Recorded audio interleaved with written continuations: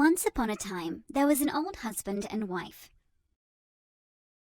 One morning, the wife decided to make a gingerbread man for their lunch. She decorated the gingerbread man and put him in the oven to cook. Then they sat down to eat lunch. Suddenly, the gingerbread man jumped up and leapt off the table. "Come back, you are too quick," shouted the wife. But the gingerbread man kept running until he arrived at a nearby farm. Some of the farm animals saw the gingerbread man and thought he looked good to eat. When they tried to eat the gingerbread man, he started running again. "Come back, you are too quick," shouted the animals. But the gingerbread man kept running until he arrived at the riverbank. "How will I get across?" thought the gingerbread man.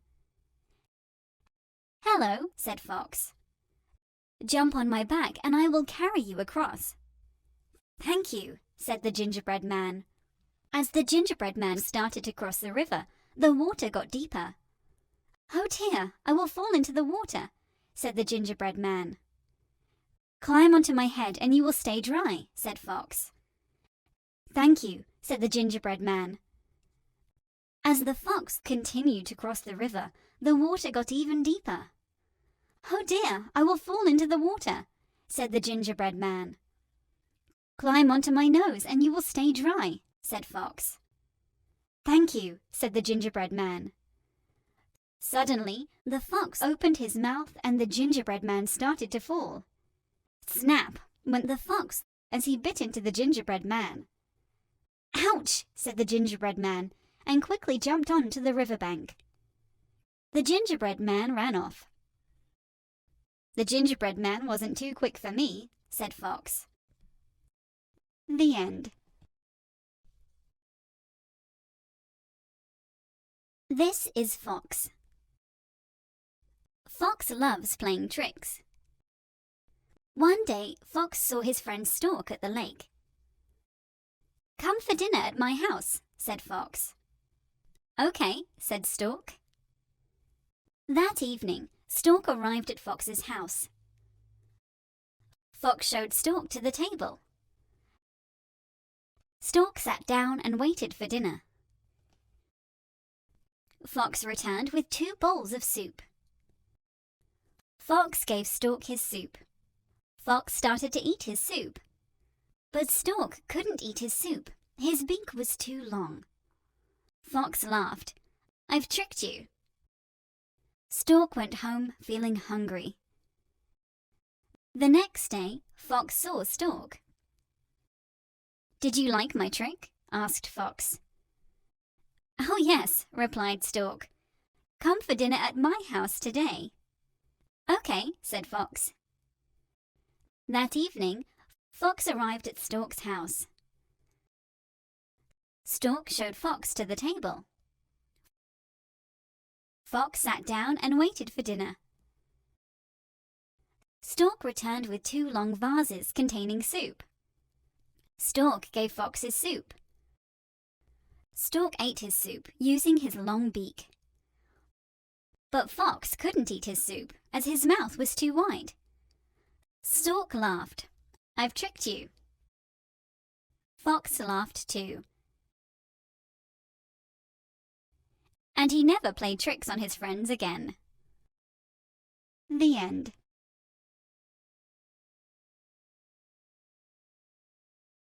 Harry the Hare was always in a rush. Harry would run everywhere he went. "No one is quicker than me," Harry said proudly one day. "I can beat you," a little voice said. It was a tortoise called Tim. Harry laughed very loudly. "No, you can't," he said. "You are too slow." Tim challenged Harry to a race to see who was the fastest, and Harry agreed. Harry the Hare and Tim the Tortoise got ready to race. Harry couldn't stop laughing. Ready, steady, go! The race was on. Harry ran like he always did, very, very fast. Tim walked as he normally did, very, very slow. Soon, Harry was far ahead. "I'm the fastest animal in the forest," said Harry. But Tim would not give up. Soon, Harry had run so fast that he could no longer see Tim behind him. "I am so fast I could stop for a break and still win the race," Harry thought.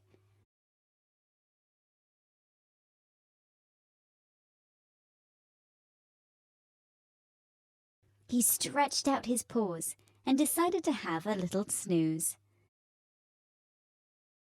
and was soon fast asleep.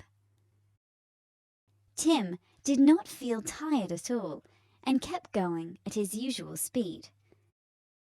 And slowly, he started to catch up, until he came across Harry asleep by a tree. Tim quietly crept past him. He was nearly at the finish line when Harry woke up. "Oh no," he said, seeing the tortoise far ahead of him. And he ran as fast as he could to catch up with Tim. But Tim was already over the finish line. The tortoise had won the race. "You were quick to think I couldn't win the race," said Tim. "But you weren't quick enough to beat me," he chuckled. The end. Once upon a time, there were 4 eggs. One morning, the eggs started to hatch. Out popped 3 beautiful ducklings and 1 ugly duckling.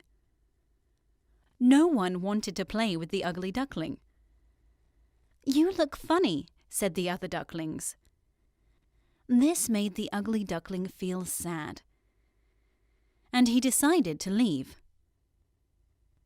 The ugly duckling kept walking until he arrived at a little cottage. An old lady lived at the cottage with her cat and her hen. She was very kind, but the cat and the hen were not. "You look funny," said the hen, and the cat agreed. This made the ugly duckling feel sad, and he decided to leave. Suddenly it began to snow. The ugly duckling felt very cold. When a farmer and his wife saw the ugly duckling, they invited him to their farmhouse to keep warm. The ugly duckling happily stayed with the farmer and his wife over winter. When the snow melted, it was time for the duckling to say goodbye to his friends. He continued on his journey. As he walked by the river, he saw 3 beautiful swans. "You are very beautiful," said the ugly duckling. "So are you," said the swans. The ugly duckling saw his reflection in the water and realized he had become a beautiful swan too. "Would you like to swim with us?" asked the swans. "Yes, please," said the ugly duckling. The ugly duckling jumped into the river, and the new friends swam off together. The Boy Who Cried Wolf. Once upon a time, there was a little shepherd boy called Liam. Every day, Liam would take the sheep into the fields to graze. Liam would watch over them all day to make sure the wolf did not chase them, and would often get bored. One day, Liam had an idea to make the day more fun. He would pretend the wolf was chasing the sheep, so the villagers would come running. So Liam shouted, "Wolf! Wolf! Wolf!" as loudly as he could. Then he hid and waited for the villagers to arrive. When the villagers heard Liam shouting, they ran as quickly as they could to help. But when they arrived, there was no sign of any wolf. Just then, Liam jumped out laughing. "There was no wolf! I tricked you!" Liam chuckled. This made the villagers cross, and they went home. Later that day, Liam started to get bored again. "I know," thought Liam. "I'll play another trick on the villagers." So once again, Liam stood on a rock and shouted, "Wolf! Wolf! Wolf!" Then he hid and waited for the villagers to arrive. The villagers heard Liam shouting and ran as quickly as they could to help. But when they arrived, there was no sign of any wolf. Just then, Liam jumped out laughing. "I tricked you again," Liam laughed. "There was no wolf." The villagers told Liam it was very naughty to shout wolf if there was no wolf. This made the villagers cross, and they went home. Liam spent the rest of the day counting sheep, until a wolf appeared. When the wolf saw the sheep, he started to chase them. "Oh no," said Liam. "What should I do?" Liam shouted, "Wolf! Wolf! Wolf!" as loudly as he could. But the villagers thought Liam was playing another joke on them. The wolf chased the sheep around the field and out of the gate. The wolf and the sheep disappeared into the distance. Liam felt sorry for playing a trick on the villagers and made his way back home to tell them he had lost the sheep. The end. Once upon a time, there was a little house in the forest where 3 little pigs lived with their mummy. It wasn't long before the pigs grew too big for their little house. "It's time for you to find houses of your own," said Mummy Pig. So the 3 little pigs set off to find homes of their own. The first little pig saw a man selling straw. "I'll use straw to make my new house," he said. And the first little pig made the best straw house that you have ever seen. The second little pig saw a lady selling sticks. "I'll use sticks to make my new house," he said. And the second little pig made the best stick house that you have ever seen. The third little pig saw a man selling bricks. "I'll use bricks to make my new house," he said. And the third little pig made the best brick house that you have ever seen. The next day, the wolf was walking through the forest when he saw the straw house. The wolf knocked on the door and said, little pig, let me in." "Not by the hair on my chinny chin chin," replied the little pig. "Then I'll huff and I'll puff and I'll blow your house down," said the wolf.